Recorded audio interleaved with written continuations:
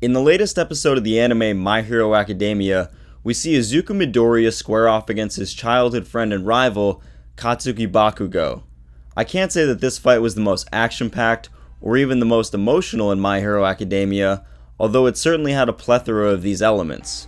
The real reason Deku vs Bakugo will resonate with an audience and be remembered for a while is because of what was at stake in this fight.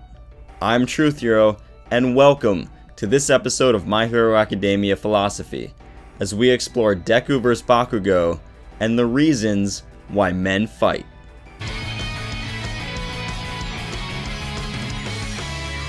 Fans of My Hero Academia will know that there has always been some rivalry and even a little bad blood between Deku and Bakugo. However, being frenemies doesn't mean that people will automatically fight.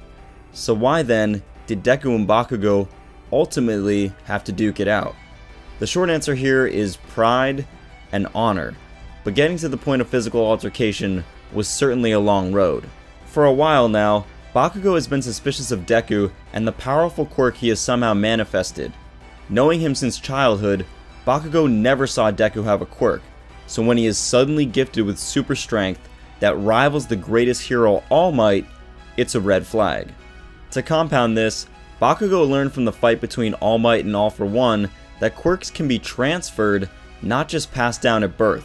He also noticed that Deku reacted differently than everyone else when All Might retired. All Might used up all of his power against All For One, and now Deku is becoming more powerful by the minute. But why does this bother Bakugo? Well, Bakugo has always been powerful and proud of his power. He was the strongest when Deku and him were kids and when applying to UA High School. This starts to change, and for the first time, Bakugo realizes he may not be as powerful as he thinks. Bakugo's power is being rivaled and even surpassed not only by great students like Todoroki, but by Deku, someone he had always considered a pebble behind him. As the saying goes, Bakugo is no longer a big fish in a small pond. He's in a vast ocean now, and he's gonna have to learn how to swim with the big sharks. Perhaps the thing that pained Bakugo the most was realizing that All Might, his role model, the hero he looked to surpass, chose Deku as his successor. In reality, Bakugo feels weak. This is why he desires to be powerful and to surpass All Might, who has been the hero he idolized for so long. It's also why he feels so guilty for being weak and getting captured by the villains, an event that led All Might to face All For One and ultimately retire from the #1 hero position. It's apparent that Bakugo's pride in his power has been damaged for quite some time. So when Deku, someone he's looked down upon, suddenly surpasses him as All Might's successor, any pride he had in his abilities is suddenly shattered.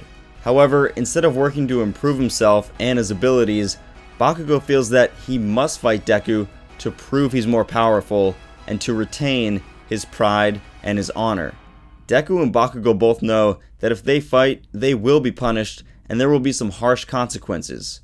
So why go through with this? Well, take for example the sport of ice hockey. Fighting has always been ingrained in the culture of this sport, but when players fight, it does nothing to better their situation in the game. In fact, fighting only has negative consequences such as penalties and ejections. So why do it? Especially when fighting actually hurts your chances of winning the game. Well, to preserve pride. Hockey players have pride in their fans, their city, the brotherhood with their teammates. If someone disrespects your teammate, you take it personally. You back them up. You fight for them, no matter the consequences of the game. However, there is something besides pride that Bakugo and men fight for. Something in modern times that isn't valued as much anymore. And that is honor. Honor, and also the social concept of face in Asian culture, is a cultural value where a person maintains good social standing by acting in an upstanding, generous, chivalrous, respectable, and favorable manner, and avoids actions that would draw controversy and criticism. Losing honor or face isn't simply an embarrassment, but rather akin to social exile. If you think bar arguments and hockey fights are unwarranted, consider this example concerning honor from over 200 years ago. A duel between Alexander Hamilton and Aaron Burr, the former Treasury Secretary and Vice President of the United States. Burr and Hamilton had been political rivals for years, and after a series of verbal attacks, followed by the publishing of confidential political documents, there was no way to settle their differences except with a duel.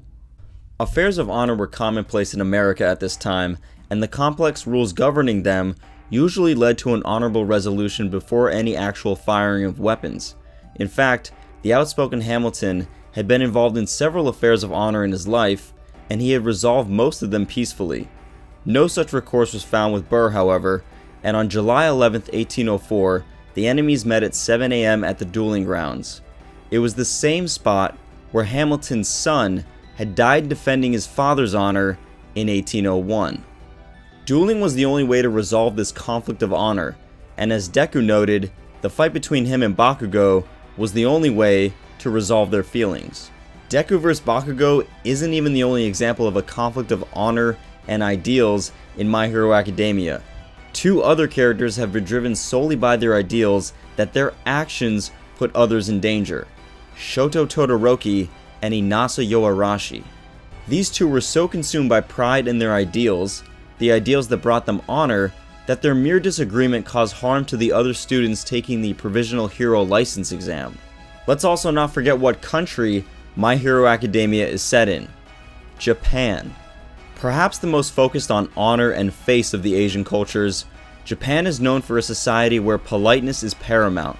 It's a culture that had samurai kill themselves for honor rather than being captured. It has a government that still doesn't apologize for things like war crimes due to the loss of face it would beget. Bakugo wants to be the #1 hero and to be seen as the best. This is his honor. He must fight Deku, someone who is undermining his status as the #1, in order to preserve it. Their climax to a fight isn't helped by the fact that Deku doesn't initially want to fight and doesn't use his full power. Bakugo takes this as Deku not acknowledging him and an insult to his honor. This is probably because Deku has only ever admired Bakugo even though he was a bully.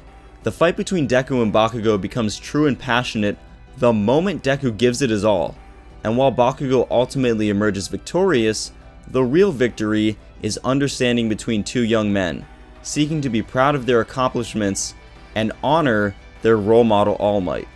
From now on, Deku and Bakugo cease to be roadblocks for each other and begin a journey of two rivals, one that favor competition and overtaking their own limits, not each other. At the end of the episode, we even see Deku ask Bakugo about his performance using shoot style, and Bakugo, instead of calling him an idiot, offers some constructive criticism.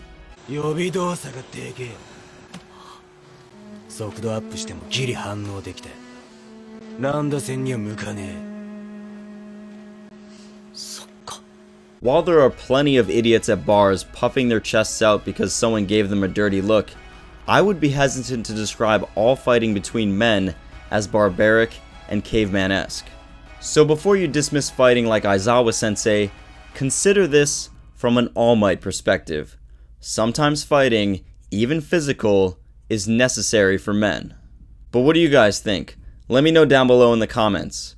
Is fighting, even physically, sometimes necessary? If you like My Hero Academia content, consider enrolling at UA today by clicking the subscribe button down below. As always, thanks for watching, and until next time, Plus Ultra.